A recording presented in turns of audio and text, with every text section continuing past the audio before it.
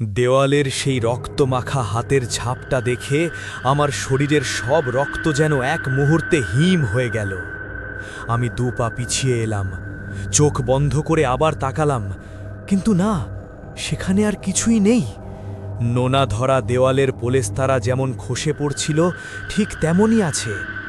তবে কি সবটাই আমার মনের ভুল, নাকি এই তপ্ত দুপুরের রোদে আমার মস্তিষ্ক কোনো অদ্ভুত খেলায় মেতেছে?